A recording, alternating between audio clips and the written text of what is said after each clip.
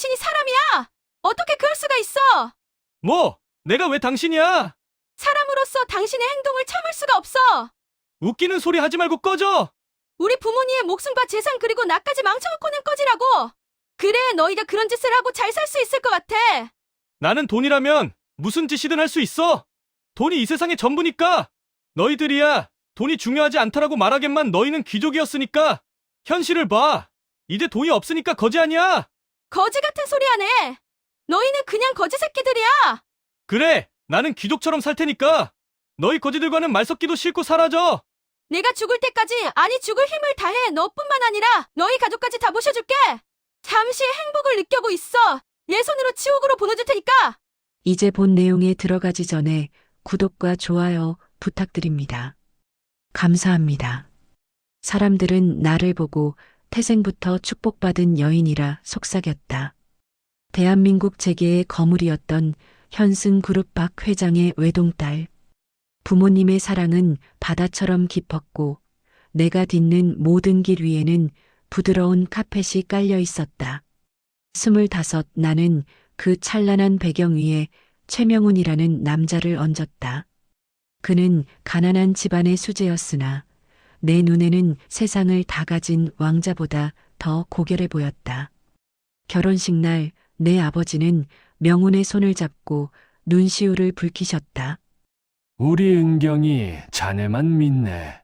명훈은 떨리는 목소리로 맹세했다. 상우, 그 말은 30년 동안 내 영혼을 옥죄는 가장 달콤한 사슬이 되었다. 결혼 후 우리 저택에는 2명의 여자가 들어왔다.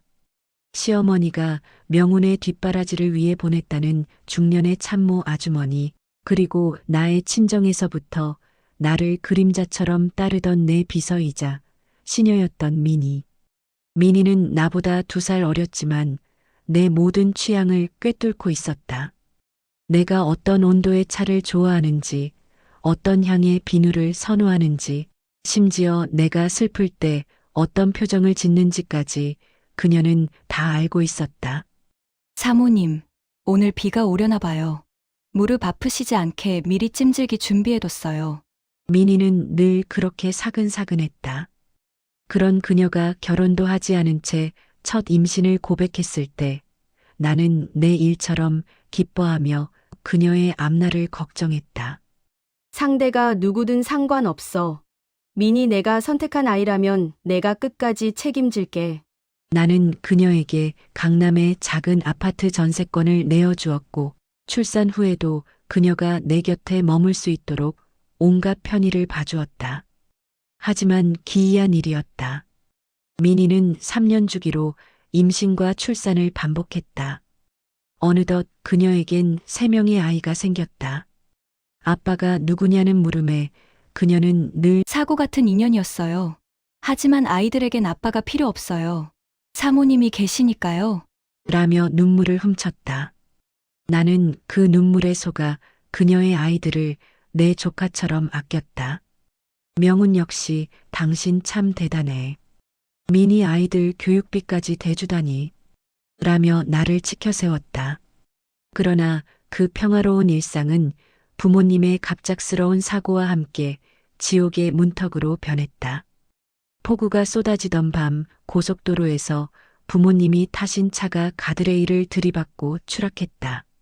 현장에 도착했을 때 형체를 알아볼 수 없게 찌그러진 차체 사이로 흘러나오던 기름. 냄새와 피비린내를 나는 평생 잊지 못한다. 부모님의 장례가 끝나기도 전에 우리 집안의 가업이었던 현승그룹은 무너져 내렸다. 아버지가 명훈의 사업에 서명했던 수천억 대의 연대 보증 서류들이 비수가 되어 돌아온 것이다. 여보, 이게 어떻게 된 거예요? 우리 아빠가 왜 이런 말도 안 되는 계약에 서명을 하신 거죠? 내 물음에 명훈은 평소의 다정함을 벗어 던지고 낯선 짐승의 눈빛으로 나를 내려다보았다. 은경아, 너희 아버지는 노망이 난 거야. 사위 사업 좀 도와주겠다는데 뭐가 문제야? 근데 어쩌나 이제 현승그룹은 내 거야. 아니, 정확히는 대우건설의 자회사로 흡수됐지. 시댁 식구들의 태도 변화는 더 잔인했다. 시어머니는 내가 들고 있던 찻잔을 뺏으며 차가운 물을 내 얼굴에 끼얹었다. 빈털터리가 된 주제에 어디서 안주인 행세야? 내 아비가 명운이 앞길 막으려고 얼마나 탐욕을 부렸는지 이제 알겠더구나. 당장 이 집에서 나가라. 위자료, 보증 빚 갚는데 내 몸값보다 더 많이 들었으니 꿈도 꾸지 마. 나는 빗물 섞인 눈물을 흘리며 쫓겨나듯 집을 나왔다. 갈 곳이 없었다. 부모님의 집은 압류되었고 내 명의의 계좌는 모두 정지되었다. 친구들은 등을 돌렸고 나는 변두리의 낡은 고시원 방 한 칸에 몸을 뉘었다. 그러던 어느 날 나는 우연히 TV 뉴스를 통해 명운의 재혼 소식을 접했다. 신부의 얼굴이 화면을 가득 채웠을 때 나는 심장이 멎는 것 같았다. 그녀는 다름 아닌 민이었다. 그녀가 입고 있는 드레스는 내가 결혼기념일에 입으려 맞춤 제작했던 것이었고 그녀의 손에 끼워진 다이아몬드 반지는 내 어머니의 유품이었다. 더 충격적인 것은 그녀가 낳은 3명의 아이들이 명운과 판박이처럼 닮아 있었다는 사실이었다. 아, 그랬구나. 10년 넘게 내 곁에서 내 수발을 들던 그 손으로 내 남편의 수발까지 들고 있었구나. 내 침대 밑에서 내 숨소리를 들으며 너희는 나를 비웃고 있었어. 배신감에 온몸의 피가 거꾸로 솟구쳤다. 나는 그날 밤 죽기 위해 한강으로 향했다. 하지만 죽음의 문턱에서 나는 부모님의 사고를 담당했던 은퇴 형사에게서 의문의 서류 뭉치를 전달받았다. 박 회장님 사고. 그거 단순 사고 아닙니다. 최명훈 씨 비서가 사고 전날 차량 정비소에 들러 브레이크 호스를 손댄 정황이 잡혔어요. 하지만 윗선의 압력으로 수사가 덮였습니다. 회장님께서는 이미 명훈 씨를 의심하고 계셨던 것 같아요. 그래서 아가씨에게만 전해달라며 이 열쇠를 제게 맡기셨습니다. 그것은 아버지가 내게 남긴 마지막 유산의 열쇠였다. 아버지는 명운의 탐욕을 예견하고 현승그룹의 핵심 자산과 비밀, 비자금을 스위스 비밀 금고와 전국 곳곳에 은닉처에 숨겨두셨던 것이다. 명운이 그토록 찾아 헤매던 하지만 끝내 찾지 못했던 현승의 진짜 뿌리였다. 나는 어둠 속에서 거울을 보았다. 거울 속에는 더 이상 순진한 상속녀 박은경은 없었다. 머리카락을 짧게 자르고 눈빛에 서슬 퍼런 도끼를 채운 한 마리의 악마가 서 있었다. 아빠, 엄마, 오래 기다리게 해서 죄송해요. 이제 제가 받은 고통, 그 이상을 돌려줄게요. 최명훈, 김민희, 너희가 세운 그 가짜 왕국을 내가 어떻게 불지옥으로 만드는지 똑똑히 지켜봐. 나는 아버지가 남겨주신 자금을 바탕으로 신분을 세탁하고 SS투자제일이라는 유령 회사를 설립했다. 3년 뒤 나는 대한민국 투자업계의 큰손 엘레나 박으로 화려하게 부활했다. 그리고 명운의 숨통을 조이기 위한 첫 번째 사냥을 시작했다. 복수는 차갑게 먹어야 맛있는 음식이라지만 나는 그 음식을 아주 화려하고 뜨거운 불꽃 위에 차려내기로 했다. 아버지가 남겨주신 비밀 유산은 단순한 숫자가 아니었다. 그것은 명운이 그토록 갈망했으나 끝내 손에 넣지 못한 현승그룹의 핵심 기술 특허와 해외 은닉 자금, 그리고 정재계 전반에 걸친 아버지의 비밀 인맥 지도였다. 나는 3년 동안 죽은 듯이 살며 나를 지웠다. 이름도 얼굴도 목소리조차 바꾸었다. 해외에서 수차례의 안면, 윤곽 수술과 혹독한 트레이닝을 거쳐 나는 더 이상 최명훈의 버림받은 아내 박은경이 아니었다. 나는 월스트리트가 주목하는 전설적인 투자자 엘레나 박으로 다시 태어났다. 나의 귀국 소식은 대한민국 재계를 술렁이게 했다. 정체불명의 큰 손이 침체된 건설 시장에 수조 원의 자금을 풀 것이라는 소문이 돌자 자금난에 허덕이던 명운의 대호건설은 내게 매달릴 수밖에 없었다. 명운은 내가 누구인지도 모른 채 나의 발밑에 엎드려 자비를 구하기 위해 연일 꽃바구니와 초대장을 보내왔다. 회장님, 대우건설의 최명훈 대표가 오늘만 벌써 5번째 비서실로 연락을 해왔습니다. 직접 뵙고 프로젝트 브리핑을 하고 싶다며 간곡히 요청하고 있습니다. 내 비서의 보고에 나는 와인 잔을 가볍게 흔들었다. 잔 속의 붉은 액체가 마치 명운의 심장에서 흘러나올 피처럼 선명했다. 들여보내. 하지만 얼굴은 보이지 마. 얇은 실크 커튼 뒤에서 목소리만 들려줄 거야. 그는 아직 내 눈을 마주할 자격이 없어. 면담날 명우는 잔뜩 긴장한 채 내 집무실로 들어왔다. 커튼 너머로 보이는 그의 실루엣은 예전보다 훨씬 탐욕스럽고 비대해져 있었다. 그는 나를 향해 90도로 허리를 숙이며 비굴하게 웃었다. 엘레나 회장님, 이렇게 귀한 시간을 내주셔서 영광입니다. 저희 대우건설이 추진 중인 유경성 프로젝트에 투자해 주신다면 업계 최고의 수익률을 보장하겠습니다. 나는 기계로 변조된 서늘한 목소리로 답했다. 수익률 따위엔 관심 없어요. 최 대표님. 내가 관심 있는 건 오직 하나. 대우건설의 지배력입니다. 투자의 대가로 당신 개인 지분 30%와 당신 부모님이 소유한 차명, 지분 전체를 담보로 잡겠습니다. 거부한다면 당신의 회사는 다음 달 부도를 피하지 못하겠지. 명우는 당황하며 땀을 흘렸다. 하지만 그는 선택의 여지가 없었다. 이미 내가 손을 써둔 시중은행들이 대우건설의 대출 연장을 일제히 거부하고 있었기 때문이다. 명우는 떨리는 손으로 계약서에 서명했다.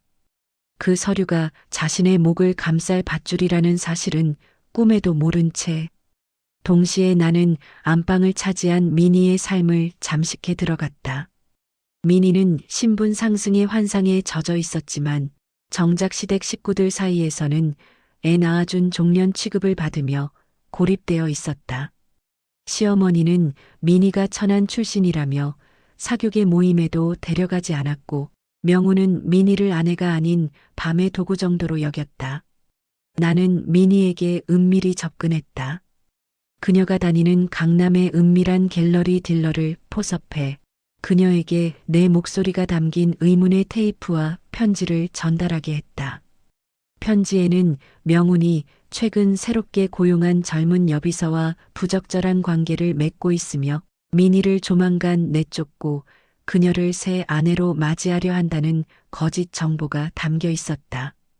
미니는 불같이 화를 냈지만 의심은 독처럼 그녀의 영혼을 파고들었다. 나는 미니를 직접 만났다. 화려한 가면을 쓴 채 그녀가 혼자 술을 마시던 호텔바의 옆자리에 앉았다. 사모님, 남편분이 참 무정하시네요. 아이 셋을 낳아준 부인을 두고 벌써 다른 꽃을 찾으시다니.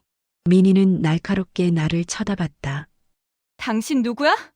내가 뭘 안다고 떠들어. 나는 차분하게 명운이 비자금을 세탁해둔 해외 계좌의 내역서를 그녀 앞에 밀어놓았다.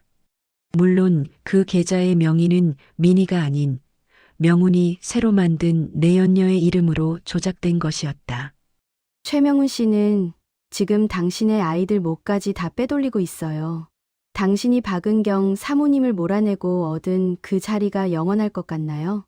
당신도 은경 사모님처럼 빈털터리로 쫓겨나기 전에 무언가 준비해야 하지 않겠어요? 미니의 눈동자가 증오와 공포로 번뜩였다. 그녀는 명운이 자신을 배신했다는 확신을 가졌다. 3년 전 나와 그녀가 공모했던 그 추악한 과거가 이제는 그녀와 명운 사이에 거대한 장벽이 되어 돌아왔다. 내가 뭘 하면 되죠? 가르쳐줘요. 그 인간이 나를 버리기 전에 내가 먼저 그 인간의 목줄을 줄 수 있는 방법. 나는 미니의 귀에 대고 속삭였다. 명훈 씨가 당신 시부모님과 함께 비자금을 조성했던 장부, 그리고 3년 전 박 회장님 사고 직후 당신이 몰래 챙겨뒀던 블랙박스 칩, 그걸 내게 가져와가. 그러면 당신과 당신 아이들의 미래를 내가 보장해주지. 미니는 망설이지 않았다. 배신당한 시녀의 분노는 주인보다 더 무서운 법이었다. 그 시각 명운의 저택에서는 또 다른 전쟁이 벌어지고 있었다. 시부모님은 내 투자 자금이 들어오자마자 사치스러운 생활에 눈이 멀어버린 자금을 제 돈처럼 쓰기 시작했다. 나는 그 모든 과정을 촘촘하게 기록하며 검찰에 넘길 날만을 기다렸다. 명우는 승리감에 도취해 있었다. 엘레나 박의 돈이 들어오면 현승그룹의 옛 영광을 되찾고 자신만의 제국을 완성할 수 있을 것이라 믿었다. 하지만 그는 몰랐다. 자신이 딛고 선 그 화려한 무대 밑에는 이미 수천 톤의 화약이 깔려 있으며 그 도화선에 불을 붙일 사람은 바로 그가 가장 멸시하고 무시했던 나, 박은경이라는 사실을. 폭풍 전야의 정막이 감도는 밤. 나는 창밖으로 번쩍이는 도심의 불빛을 바라보며 나지막이 의졸였다. 최명훈, 김민희. 이제 너희가 쌓아 올린 그 가짜 왕국이 무너지는 소리를 감상할 시간이야. 서로를 의심하고 서로를 미워하며 서로의 살점을 뜯어먹어라. 그것이 내가 너희에게 주는 첫 번째 선물이야. 나는 와인 잔을 내려놓고 다음 날 터질 대우 건설의 횡령 의혹 기사의 최종 시안을 확인했다. 모든 준비는 끝났다. 30년의 복수가 마침내 그 서막을 올리고 있었다. 폭풍은 예고 없이 찾아오지 않는다. 대지는 이미 비릿한 흙냄새를 풍기고 있었고 하늘은 낮게 가라앉아 숨을 고르고 있었다. 나는 그 정적을 깨뜨릴 첫 번째 번개를 던졌다. 내가 운영하는 SS투자제일이 대우건설에 투자한 자금 중 일부가 유령회사를 통해 비자금으로 유출되었다는 내부 문건이 검찰과 언론에 동시에 배포되었다. 물론 그 비자금의 흐름 끝에는 시부모님의 차명, 계좌와 민희의 인감이 찍힌 서류들이 교묘하게 배치되어 있었다. 이게 뭐야? 최 대표, 이 서류들이 다 뭐냐고. 검찰청 로비는 취재진으로 마비되었고 명우는 카메라 플래시 세례를 받으며 검은 차에서 내렸다. 불과 어제까지 재계의 구원투수로 칭송받던 그는 단 하룻밤 만에 희대의 횡령범으로 전락했다. 하지만 진짜 연극은 그날 밤 명운의 저택 서재에서 시작되었다. 나는 민희가 거실 장식장 밑에 숨겨둔 고성능 도청 장치를 통해 그들의 대화를 실시간으로 듣고 있었다. 아버지, 어머니, 이대로 가면 우리 집안 다 끝납니다. 검찰이 이미 계좌 추적 들어갔어요. 민희 이름으로 된 계좌들, 그거 다 민희가 욕심부려서 단독으로 한 짓이라고 해야 합니다. 민희만 희생하면 우리 회사는 살 수 있어요. 명운의 목소리에는 단 1%의 망설임도 없었다. 30년을 함께한 아내 박은경을 버릴 때처럼 그는 자신의 아이들을 셋이나 낳아준 민희를 버리는 일에도 눈 하나 깜짝하지 않았다. 그래, 명훈아. 그 천한 개 우리 집에 들어와서 애군이 낀 거야. 애들은 우리가 거두면 되니 민희 그년한테 다 뒤집어 씌우자. 걔가 원래 박 회장 밑에 있을 때부터 손버릇이 나빴다고 증언하면 돼. 시어머니의 표독스러운 목소리가 이어폰을 타고 내 귓가를 때렸다. 나는 어둠 속에서 소리 없이 웃었다. 자식 귀한 줄만 알고 남의 자식 피눈물 나게 한 데가 이제 시작이야. 하지만 그들은 몰랐다. 민희가 서재 문 밖에서 그 대화를 녹음하며 온몸을 떨고 있었다는 사실을. 민희는 자신이 안방마님이 되었다고 믿었으나 사실은 도살장에 끌려가기 전까지 살찌워진 가축에 불과했다는 진실을 마주하고 무너져 내렸다. 그날 새벽 민희는 엉망이 된 얼굴로 나를 찾아왔다. 그녀의 손에는 낡은 하드디스크 하나와 두툼한 서류 뭉치가 들려 있었다. 사모님. 아니, 엘레나 회장님. 제발 저 좀 살려주세요. 그 인간들이 저를 죽이려고 해요. 모든 걸 제 탓으로 돌리고 저를 감옥으로 보낸 뒤에 사고로 처리하겠대요. 민희는 내 발 앞에 엎드려 내 구두를 붙잡고 오열했다. 나는 그녀를 차갑게 내려다보며 물었다. 내가 왜 널 살려야 하지? 너도 내 부모님이 돌아가실 때 그들과 한패였잖아. 내가 내 약통에 손을 대고 부모님의 차량 번호를 넘겨준 대가로 그 집 안방을 얻은 거 아니었어? 민희는 머리를 바닥에 찌으며 절규했다. 잘못했어요. 다 말할게요. 여기 명훈 씨가 사고 당일 킬러랑 통화한 녹음 파일이 있어요. 그리고 시아버지가 브레이크 조작 비용으로 건넨 비자금 장부도 제가 복사해뒀어요. 제발, 제 아이들만이라도 지키게 해주세요. 나는 그녀가 내민 하드디스크를 건네받았다. 30년 전 그 빗길 위에서 비명조차 지르지 못하고 돌아가신 부모님의 마지막 순간이 이 작은 쇳덩이 안에 갇혀 있었다. 손끝에서 전해지는 금속의 냉기가 내 가슴 속에 뜨거운 분노와 만나 스파크를 일으켰다. 좋아. 널 살려주지. 하지만 조건이 있어. 검찰에 가서 자수해. 그리고 내가 본 모든 것. 내가 한 모든 짓을 최명훈과 그 부모가 시켰다고 증언해. 배신당한 시녀의 증언보다 더 확실한 칼날은 없으니까. 다음 날 아침 대한민국은 뒤집어졌다. 대호건설 최명훈 대표, 장인장모 기획살인 교사 혐의라는 타이틀이 전국을 강타했다.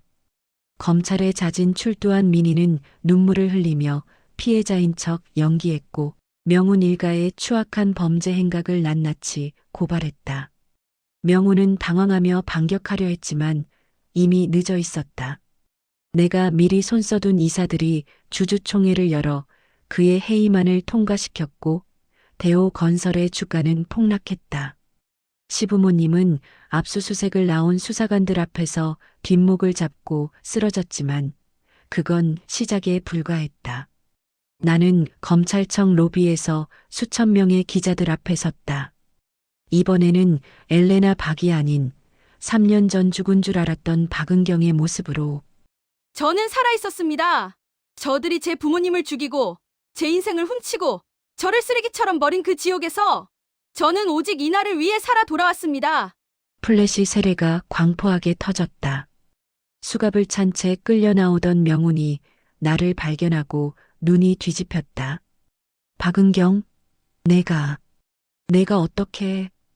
나는 그에게 천천히 다가가 귀에 속삭였다. 명훈 씨, 당신이 그랬지? 내가 세상에서 가장 행복한 여자인 줄 알게 해주겠다고. 덕분에 난 이제 세상에서 가장 행복해. 당신이 무너지는 걸 실시간으로 보고 있으니까. 명훈은 짐승 같은 소리를 지르며 달려들려 했지만 교도관들에게 제압당했다.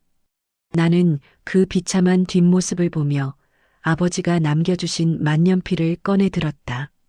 이제 그들의 모든 재산을 회수하고 사회적으로 영원히 매장하는 마지막 장례식을 집행할 시간이었다. 법정은 신성한 장소가 아니다. 그곳은 인간이 지옥에 가기 전 자신의 가장 추악한 밑바닥을 배설하는 오물 처리장이다. 나는 피고인석에 나란히 앉은 명훈과 그의 부모, 그리고 민희를 내려다보았다. 불과 얼마 전까지 금빛 저택에서 나를 비웃던 자들이 이제는 서로를 죽이지 못해 안달난 짐승처럼 으르렁대고 있었다. 존경하는 재판장님, 모든 것은 제 며느리였던 저 김민희라는 여자가 꾸민 짓입니다. 저희 아들은 그저 저 여자의 유혹에 넘어가 눈이 멀었을 뿐이에요. 시어머니의 비명 섞인 진술에 법정이 술렁였다. 그녀는 자신의 아들을 살리기 위해 10년 넘게 자신의 수발을 들고 손주를 셋이나 낳아준 민희를 희대의 요부로 몰아세웠다. 시아버지 역시 거들었다. 박 회장 내외의 사고 소식도 저 여자가 제일 먼저 가져왔습니다. 저희는 그저 사고인 줄로만 알았습니다. 나는 방청석 맨 앞줄에서 그 광경을 무심하게 지켜보았다. 내 옆에는 대한민국 최고의 로펌 변호사들이 서류 뭉치를 들고 대기하고 있었다. 나는 명훈의 눈과 마주쳤다.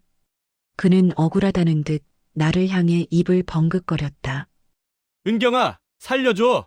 내가 다 설명할게. 나는 그에게 들릴 듯 말 듯 차갑게 응조렸다. 아니, 명훈 씨, 당신은 이제 설명이 아니라 증명을 해야 해. 당신이 얼마나 쓰레기 같은 인간인지. 민희는 참지 않았다. 그녀는 이미 내가 약속한 가명과 아이들의 미래라는 미끼를 꽉 물고 있었다. 그녀는 품 안에서 낡은 녹음기 하나를 꺼내 들었다. 재판장님, 최명훈 대표가 제게 박은경 사모님의 부모님 차량 번호를 넘기며 했던 말입니다. 들어봐 주십시오. 녹음기에서 명훈의 비열한 목소리가 흘러나왔다. 민희야, 이번 일만 잘 해결되면 넌 대호 건설의 안주인이 되는 거야. 박 회장 그 영감탱이 돈 줄 쥐고 안 놔주는 거 이제 끝내야지. 사고사로 처리되면 은경이는 아무것도 모를 거야. 넌 그냥 내 옆에서 아이들만 잘 키우면 돼. 명훈의 안색이 흑빛으로 변했다. 시부모는 서로의 얼굴을 핥히며 비명을 질렀다. 너 인연, 감히 우리 아들을 꼬드겨서. 아니요. 어머님이 시키셨잖아요. 은경 사모님 쫓아내고 그 재산 다 뺏으라고 매일 저한테 호통치셨던 거 잊으셨어요? 민희와 시어머니의 몸싸움으로 법정은 아수라장이 되었다. 나는 그 혼란을 틈타 마지막 일격을 준비했다. 나는 변호사를 통해 명훈이 그동안 친정의 요구에 받아냈던 막대한 자금의 영수증과 그것이 어떻게 시부모의 해외 도박, 자금과 내연녀의 아파트 대금으로 흘러들어갔는지 증명하는 자료를 제출했다. 피고인 최명훈은 피해자 박은경의 친정 가문을 조직적으로 몰락시켰을 뿐만 아니라 그 과정에서 얻은 부당 이득을 사적인 유흥에 탕진했습니다. 이것은 단순한 횡령이 아니라 한 가정을 파괴한 계획범죄입니다.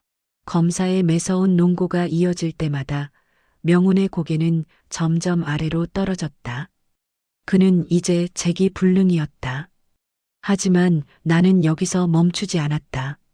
나는 민희에게 마지막 독약을 주입했다. 민희야, 명훈 씨가 너 몰래 내 이름으로 거액의 생명보험을 들어둔 거.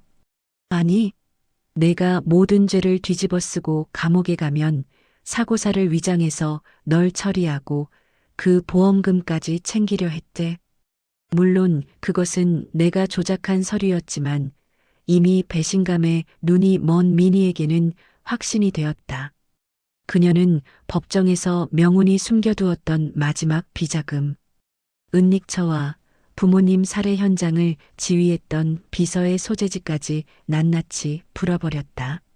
재판이 끝나고 나오는 길, 나는 수갑을 찬 채 호송차로 향하는 명훈과 마주쳤다. 그는 나를 보며 울부짖었다. 박은경, 내가 다 꾸민 거지? 민희가 저럴 리 없어.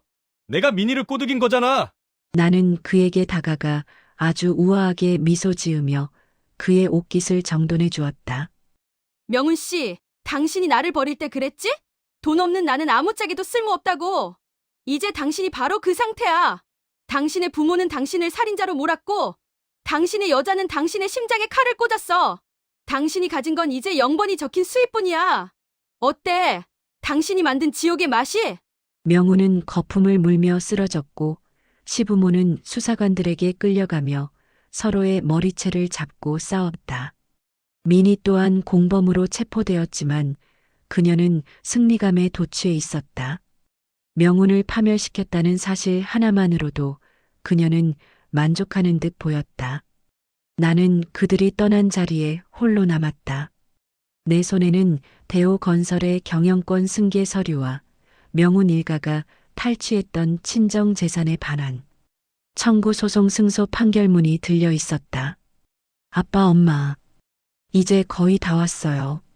저들이 가장 사랑했던 돈과 권력을 다 뺏었으니 이제 남은 건 그들의 영혼을 말려 죽이는 일뿐이에요. 나는 집으로 돌아와 명훈과 민희가 사용하던 침실의 모든 가구를 마당으로 끌어냈다. 그리고 거대한 불길을 지폈다. 그들이 내 부모님의 인생을 태웠던 것처럼 그들의 추악한 흔적도 제가 되어 흩어졌다. 밤하늘을 수놓는 불꽃을 보며 나는 차갑게 은조렸다. 최명훈, 김민희, 이제 감옥 안에서 평생 서로의 살점을 뜯으며 살아라. 그게 내가 너희에게 주는 마지막 잡이야. 전쟁터에 자욱한 먼지가 가라앉으면 남는 것은 오직 차가운 침묵뿐이다. 대우건설의 부도와 최명훈 일가의 연쇄 구속은 대한민국을 뒤흔든 가족 사기극으로 기록되었다. 법정은 자비가 없었다.